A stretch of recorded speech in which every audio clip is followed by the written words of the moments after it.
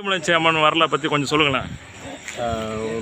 ஒரு 150 வருஷத்துக்கு முன்னாடி, அதாவது நம்ம நெசவாளர் வந்து இந்த பசக்கஞ்சி காய்ச்சி வச்சுருந்தாங்க. அந்த மைதா மாவில் பசக்கஞ்சி காய்ச்சி வச்சுருக்கையில் சரி பாவுக்கு நூல் நூற்றுறதுக்கு அதை பசைய தடவாங்க. அதில் சரி அந்த பசக்கஞ்சி சட்டியில் உள்ளதை என்ன பண்ணியிருக்காங்க, வண்டி மலையாலும், அதாவது அக்காலும் அண்ணனும் தங்கச்சியும் சரி 2 பேரும் அதை சாப்பிட்டாங்க. ஒன்றும் இல்லை, சாமி ஊரில் சாமி தான், வேற ஒன்றும் இல்லை, வேறு இருக்கு.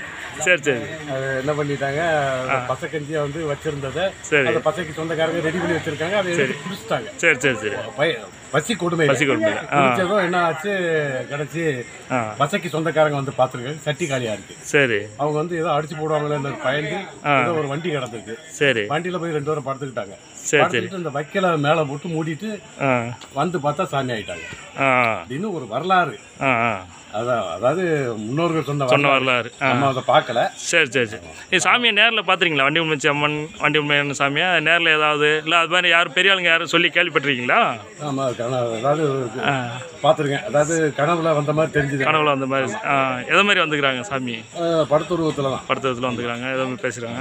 அவங்க முன்னாடி யாராவது சொல்லியிருக்காங்களா இது மாதிரி வண்டிமலைச்சி அம்மன் நம்ம கோயில் முன்னாடி நடந்து போயிருக்கிறாங்க? வரலாறு இப்படித்தான் சொல்லியிருக்காங்க. வந்து அனுபவப்படலை. சரி 3ஆவது தலைமுறை அப்படித்தான் சொன்னாங்க. சரி அப்படியா? சரி ஓகே, நன்றி.